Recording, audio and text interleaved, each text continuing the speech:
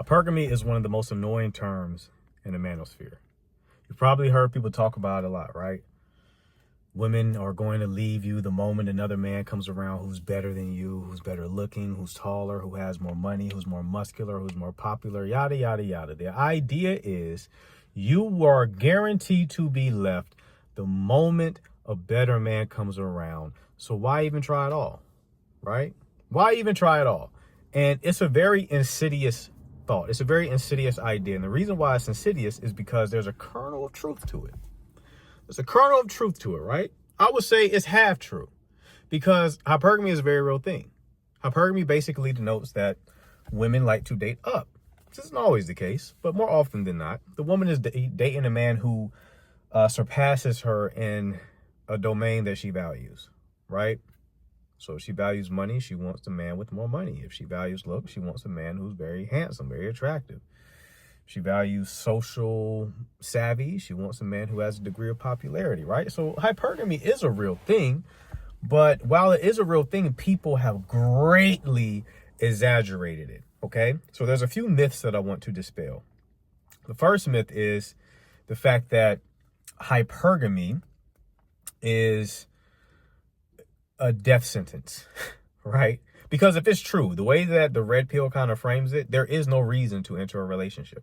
There's absolutely no reason for you to get into a relationship unless you want to be the best man on the planet, right? You got to be Superman out in these streets if you ever hope for a relationship to work. And yet, people stay married. And yet, people stay in relationships, right? So obviously, there's something more going on here.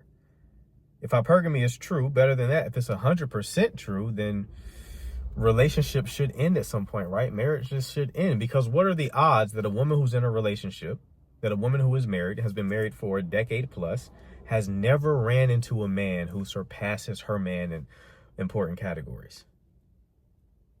It's unlikely, right? It's impossible, right? So that tells us that hypergamy is not the most important thing, or it's not at least the death sentence that the red pill will have you believe. Because the truth is, here's the truth. Here's the middle ground, right? Here's the synthesis of those 2 points. Hypergamy exists on a spectrum, okay? There are women who are more hypergamous than others, right? If you date like a stripper, she's probably going to be extremely hypergamous. If you date a bottle girl, she's probably going to be extremely hypergamous. If you date a gold digger, she's probably going to be extremely hypergamous, right? There are women who, the moment a better man comes around, they will leave you. That exists. That's the danger of this ideology, is because there are examples that kind of prove it.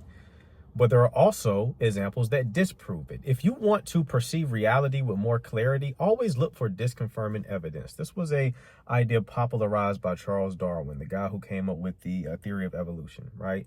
You look for disconfirming evidence. Before you believe something with conviction, with all of your might, right? Before you get to that point, look for disconfirming evidence. Is there any evidence to suggest that this is not true?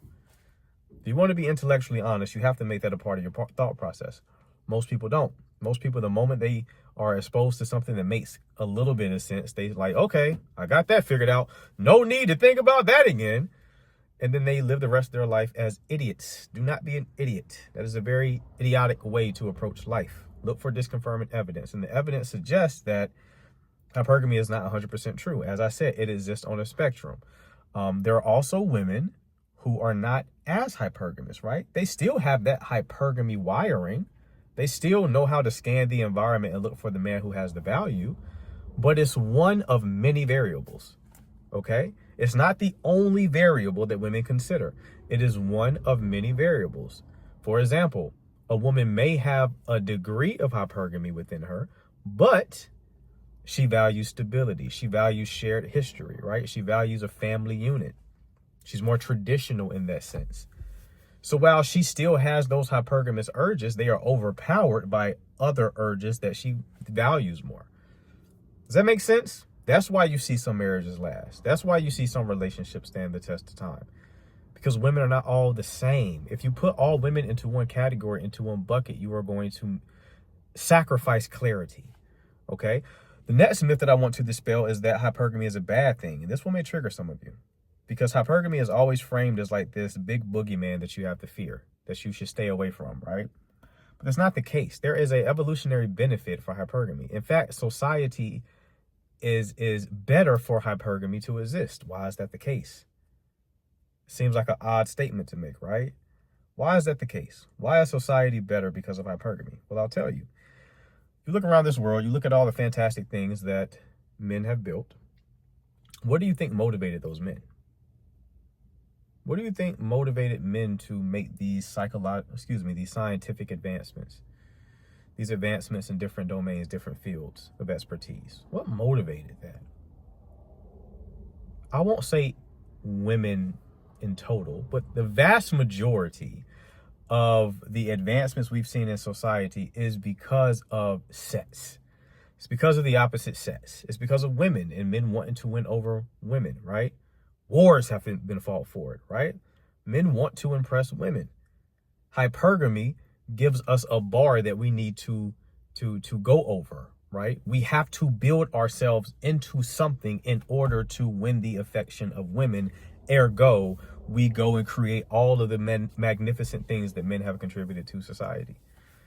So from that perspective, hypergamy does have some good qualities because we live in the world of duality, okay? This is a meta point I want to make.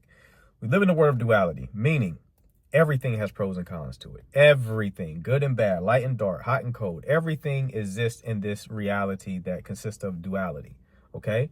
So if you're just seeing the negative aspects of something, you are only seeing half the picture.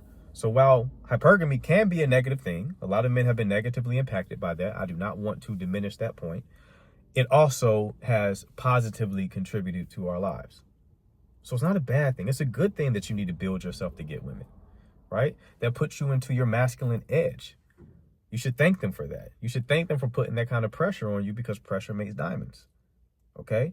So you need to shift your thinking when it comes to this conversation. You need to shift your thinking because hypergamy is not a bad thing in and of itself, but it's something that you do want to mitigate in your personal life, which is why vetting women is so important. Finding a quality woman is so important. Finding a woman who has a blueprint that maps to a successful long-term relationships. Now, there's another point that I want to make that a lot of people don't touch upon because men often like to use this hypergamous point to kind of make it seem like women are worse than men, right? They like to say, oh, this is female nature. It's female nature to do X, Y, and Z. It's dishonest. The reality is, us men have our own version of hypergamy. It's not talked about, but we have our own version. It goes a little something like this. A man isn't really that successful. He meets a woman. She's kind of on his level. So he gets into a relationship with her, right? Maybe they end up getting married. But while he's with her, he continues to work on his goals, continues to work on his mission. And then eventually, he starts to become a bit successful. And as he works on it more, he becomes even more successful. Now he's making more money than he ever thought possible, right? He's getting more attention than he ever thought possible. His star is rising. He now has almost celebrity status. And then what happens? He looks at the woman that he picked. And he's like, I think I can do better than you now, right? So what does he do? He goes and he finds a more beautiful and youthful version of his wife. Does that not sound like hypergamy? It's the same mechanism at play. It's the same mechanism. It is someone who has found out that they can do better, and then they play that card. So this is not just a woman thing, people. This is a human thing, right? And the better point to be made is not all men do that. Some men become financially successful and they continue to shower the woman who was with them on their climb up with a lot of love and affection. Just like some women stick by their man, even though there are better men she probably can choose from. Okay? So really think about that because you've been lied to. You've been sold this black pill, this nihilistic way of viewing reality. People want to play on your emotions, so they try to give you this doom and gloom perspective. So eventually you can become that 40, 50-year-old red pillar screaming into a podcast mic, looking like a fucking loser. I don't want that for you. You don't have to go down this doom and gloom path. It does not serve you. Your life will be worse off for it. While it is important for you to be smart, sure, be intelligent, understand the risk, Do what you can to mitigate the risk when it comes to matters of the heart, but never approach it from a doom and gloom place. That's the easiest way to live a terrible fucking life. We don't want that. All right. So I'll leave you with this. While hypergamy is a real thing, you can mitigate the effects by choosing well. And as long as you stay on your purpose, as long as you stay the man who is mission oriented, who is working to elevate himself in every area of his life and become a bigger, badder, more dangerous version of yourself, you will not have to ever worry about hypergamy, because you will always be your woman's best option.